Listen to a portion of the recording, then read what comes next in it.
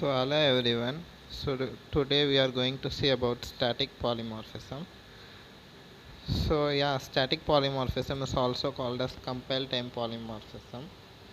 Why it is called static polymorphism? The reason is in static polymorphism the decision of method binding is taken by the compiler during compile time. It cannot be changed later on during the runtime, so it is called static polymorphism. And as we know, static polymorphism is a polymorphism achieved using method overloading. So now the question arises, like, what is method overloading or what is it in Java? So basically in Java, method overloading is a concept in OOPS. So we can define method overloading by saying that developing multiple methods in a class using the same name and varying the arguments or with different arguments. So method overloading is achieved to create multiple functionalities in real-time application with same name but different inputs or different arguments. So like we can give many examples, like a login function getting password as a input or from a fingerprint sensor or from like remember password, like the arguments changes but the functionality remains the same. So as I said, developing multiple methods in a class with same name and varying the arguments is a method overloading. So how can it be achieved in Java? So method overloading can be achieved using three different ways. So it can be achieved by varying the type of argument, by varying the length of argument, and by varying the sequence of argument. So we will be seeing deeply into it. So first we will consider the example of static polymorphism by varying the types of arguments in a method. So here we are taking an example called railway reservation system or IRCTC. So here we are developing a method called search train method. So it is basically a functionality which helps us to search train based on the arguments. So I'm not writing any complicated logic inside it. So I'm just trying to show what is static polymorphism and how it is applied. And this is not any real-time code or how it does not contain any business logic in it. So first I'm creating a method called search train and its return type is void, and I would like to say that return type does not matter in method overloading. By varying the return type we cannot achieve method overloading. We can achieve it only by using varying the arguments. So I am just writing a SOP statement inside the method stating that we are searching the train by train number. So I will be creating few more methods by providing different type of arguments so we can get to learn or understand more into the topic. So again I am creating the method with same name, and now I am giving a different argument inside it. Now I am taking a string value, like searching a train using a PNR number. As we know, PNR contains number as well as characters, so it should be provided as string value. So we can see the method definition as different things, like search by train number. One method prints search by train number, another prints search by PNR, and I am creating another method which accepts long input. So the long input can be something like train code, and as we know long and int are different, and so we can see that three methods have three different types of argument. I'm just writing a SOP statement inside the method stating that we are searching by train code and something like that. And now we can go further into understanding this topic. So yeah, now we have created 3 of our methods, and now it's time to create the main method. So we can also see that this is the first type of creating method overloading, and there is 2 more types. Like this is type of argument, and we can use type of sequence of arguments and as well as length of arguments. So since we have not provided the method as static, I am creating an object by using class name so that we can call the methods easily. So now I am calling the methods by the object creation. So now inside the first method I am giving a integer input. So it is understandable that this integer input will go and call the first method with int train number, and the second method I am calling using a string argument. So the compiler will decide that this method should be calling the second method string pnr, since the argument is string type. And third, I am creating a method, I am calling a method with long value. So this will call the last method. So it says like there's error because we did not add L into the argument. So without L, like compiler does not understand it is long value. So now it works. So now we can see that after executing it will provide proper definition. Since this is not Eclipse IDE, there is quite disturbance in understanding the output. So I am just inserting a line space into the SOP statement so we could look into the output more easily.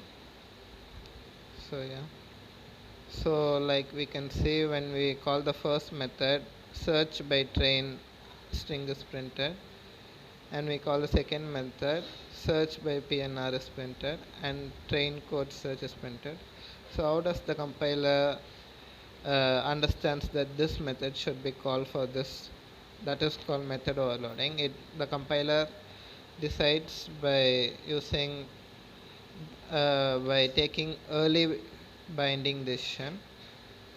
So before loading the methods into the stack memory, the compiler decides based on the arguments that this method is this type based on the arguments.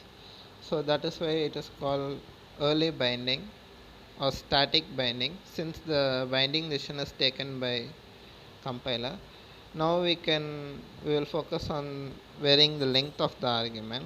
Now I am simply adding a method with 2 arguments, since we can notice that the second method also contains a string value, and in the third method I am just providing 2 string inputs.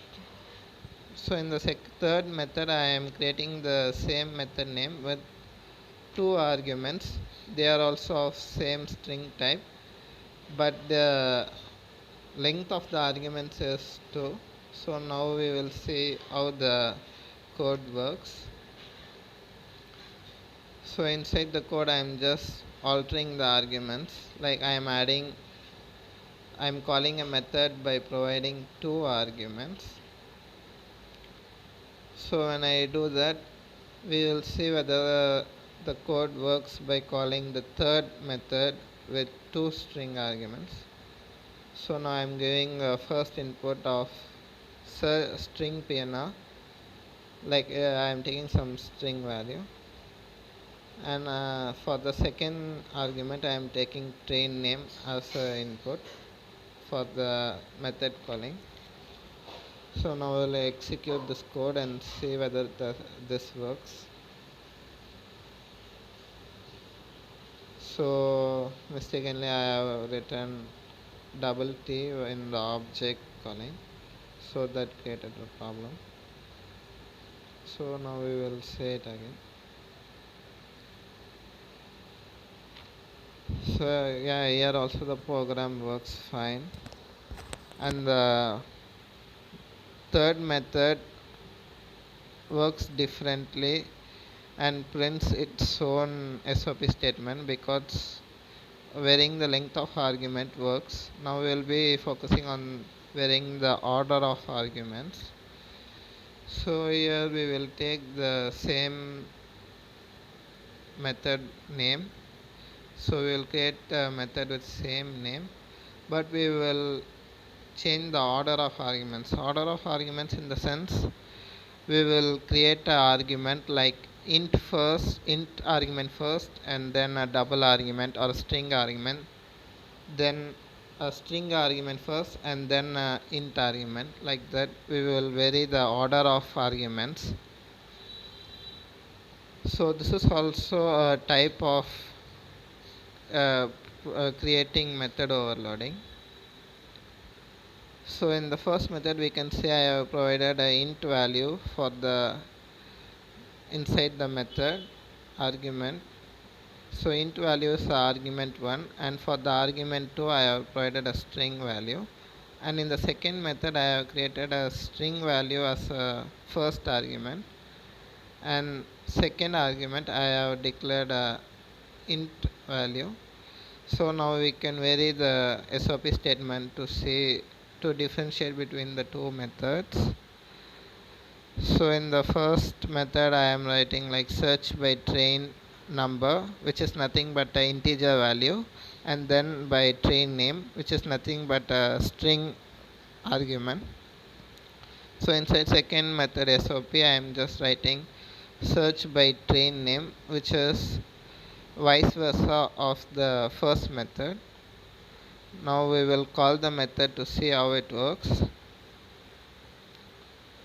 So I am calling the method by calling it using the object name, and now I will provide int value as first argument and string value as second argument, which matches the order of arguments of method 1. And I will also call the second method by providing string argument as first type and integer arguments as second type. So this is also a type of method overloading, and it works similar to the first two methods, that is varying the type of argument and varying the length of argument, but this is less frequently used in real time compared to the rest two. And when we execute it, it says search by train number and train name, because the argument corresponds to the method argument. So the compiler understands that by providing the type of order of method argument, it calls the method we want. So we finish seeing our example. Now we will look into the concept of static polymorphism.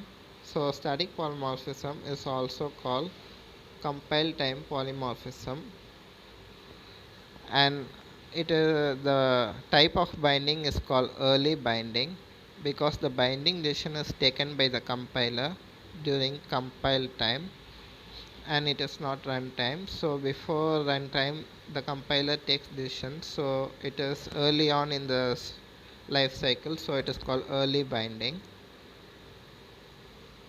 And as we can see, it is also called compile time polymorphism because compiler takes the decision of method binding based on the type of arguments. So the arguments matters here. So we have seen why it is called static polymorphism, because it cannot be changed later on during runtime, because the decision is taken during compile time, so it cannot be changed. So it is called static, or that means that it cannot be changed and it remains the same. And we have seen why it is called compile-type polymorphism, because compiler takes the decision. So it is called compile time polymorphism. And also we have seen, so I would also like to tell about what is method binding. Method binding is nothing but joining the method declaration and method definition before loading it into a stack area.